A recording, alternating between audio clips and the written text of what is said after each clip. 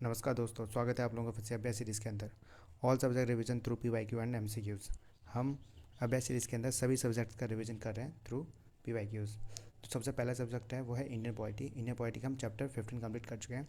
आज हम चैप्टर 16 को कंप्लीट करेंगे, जिसका नाम है पार्लियामेंट्री कमेटी। पार्लियामेंट्री कमेटी बहुत ही लेस इंपॉर्टेंट है, ज़्यादा इंपॉर्टेंट है नहीं, तो इसलिए मुझे ओनली 15 PYQs मिले इसके। तो देखिए, first question, which one of the following is the largest committee of the parliament. देखो, पार्लियामेंट्री कमेटी दो प्रकार की होती है। एक होती है स्टैंडिंग कमेटी, एक होती है एडहॉक कमेटी। एडहॉक कमेटी हमारी टेम्परेरी कमेटी होती है। टेम्परेरी कमेटी मतलब कोई एक टास्क दिया जाता है, किसी एक टास्क को कंप्लीट करने के लिए, टास्क को जांच पड़ताल करने के लिए, उसको एग्जामाइन करने के लिए एक कमेटी बनाई जाएगी, और जैसे वो टास्क खत्म हो जाएगा वैसे ही हमारी एडहॉक कमेटी को भी रिड्यूस कर दिया जाता है, डिज़ोल्व कर दिया जाता है। ठीक है। एक होती है standing committee. Standing committee permanent committee होती है, हर एक साल बाद इसको रीसेटअप किया जाएगा, रिक्रिएट किया जाएगा। तो स्टैंडिंग कमेटी, यहाँ से क्वेश्चन पूछते हैं। स्टैंडिंग कमेटी के अंदर काफ़ी सारी कमेटीज़ होती हैं। जो सबसे इंपॉर्टेंट कमेटी है वो है फाइनेंस कमेटी। तो हमें ओनली एग्जाम्स के अंदर दो कमेटी को याद करना है, एक फाइनेंस कमेटी, एक आती है स्टैंडिंग कमेटी। स्टैंडिंग कमेटी और फाइनेंस कमेटी के क्वेश्चंस काफ़ी पूछे जाते हैं। अगर क्वेश्चंस आएंगे तो फाइनेंस कमेटी और स्टैंडिंग कमेटी से ही पूछे जाएंगे। और देखो, फाइनेंस कमेटी तीन प्रकार की होती है। पहले होती है पब्लिक अकाउंट कमेटी, दूसरा होता है एस्टीमेट कमेटी, और तीसरी होती है committee on public undertaking. Public account committee, estimate committee और कमेटी ऑन पब्लिक अंडरटेकिंग। जो सबसे बड़ी कमेटी है वो है एस्टीमेट कमेटी। कौन सी है इस क्वेश्चन में? अभी एस्टीमेट कमेटी।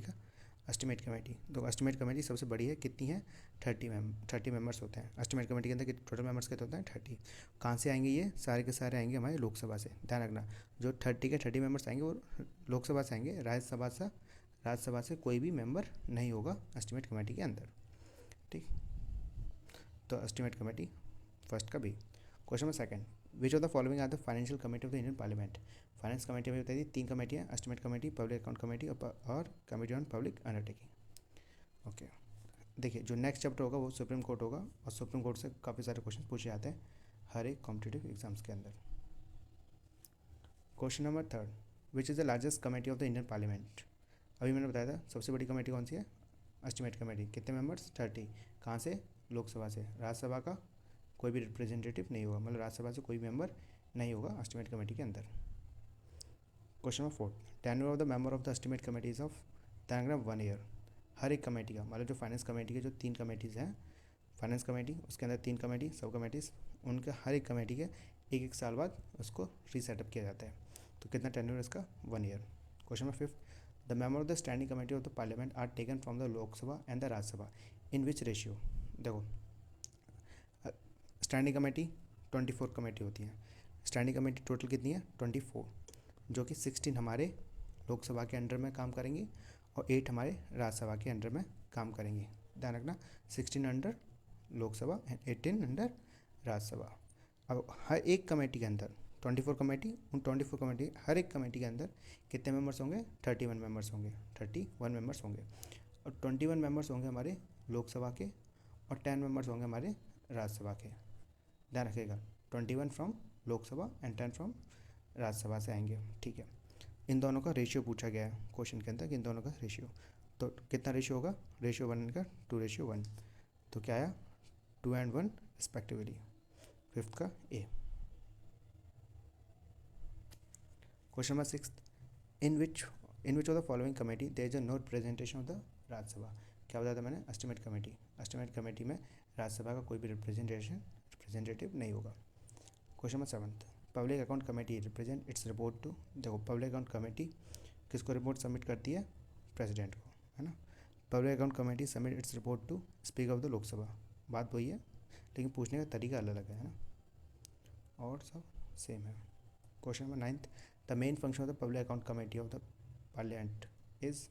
क्या मेन फंक्शन है? ध्यान रखना, examine the finance account of the government and report of the CAG. मैंने आपको कैग वाले चैप्टर में बता रखा था कि जो कैग है हमारी 3 रिपोर्ट्स को सबमिट करता है। किसको? प्रेसिडेंट को।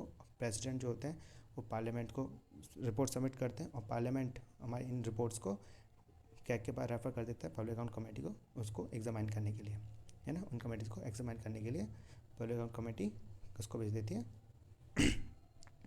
10th, consider following statement. Parliamentary committee on the public account consists of not more than 25 member of the लोक सभा. नहीं, पहली बात तो जो पब्लिक अकाउंट कमेटी के अंदर टोटल मेंबर्स कितने होते हैं 22 में 15 होते हैं हमारे कहाँ से लोकसभा से, और जो 7 होते हैं वो होते हैं हमारे राज्यसभा से.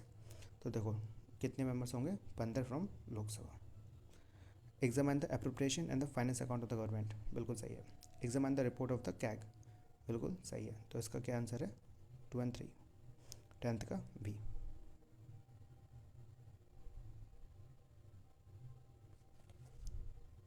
Question 11th, who nominate the chairman of the public account committee of Indian parliament. कौन करता है पब्लिक अकाउंट कमेटी के चेयरमैन को अपॉइंट, ध्यान speaker of the Lok Sabha. Question number 12, estimate committee is constituted for from the member of, कहाँ से, from the Lok Sabha. 12, in what way does the Indian parliament exercise the control over the administration through the parliamentary committee. जो Indian parliament है वो हमारे executive के ऊपर control करती है, उनको रेगुलेट करती है through parliamentary committee. 14, how many members are there in the estimate committee. कितने मेंबर बताए थे मैंने 30 मेंबर्स. और पब्लिक अकाउंट कमेटी और कमेटी ऑन पब्लिक अंडरटेकिंग उसके अंदर कितने 22, 15 from Lok Sabha and 7 from Rajya Sabha. 15 कहाँ से आएंगे लोकसभा से और 7 कहाँ से आएंगे राज्यसभा से. Question 15, who are the first women to be the nominated as a member of the Rajya Sabha. मैंने आपको नॉमिनेशन के बारे में सब कुछ बता चुका हूँ कि कितने मेंबर्स को नॉमिनेट किया जाएगा प्रेसिडेंट के द्वारा. 12 मेंबर्स को नॉमिनेट किया जाएगा प्रेसिडेंट के द्वारा राज्यसभा के अंदर. कौन सा बैकग्राउंड होना चाहिए लास्ट का, मतलब किस एरिया से उनके पास जो 12 मेंबर्स होंगे उनके पास स्पेशल नॉलेज या प्रैक्टिकल एक्सपीरियंस होना चाहिए. किस एरिया से, literature, art, science and social service. तो ये है रुक्मणी देवी अरुणले, 15 का सी. तो ये थे हमारे पार्लियामेंट्री कमेटी के सारे क्वेश्चन आंसर्स. जो नेक्स्ट चैप्टर वो है सुप्रीम कोर्ट, और सुप्रीम कोर्ट काफ़ी इंपॉर्टेंट पड़ जाता है. तो आशा करता हूँ कि आप लोगों को पसंद आया हो तो लाइक, शेयर और सब्सक्राइब कर दीजिए, और धन्यवाद.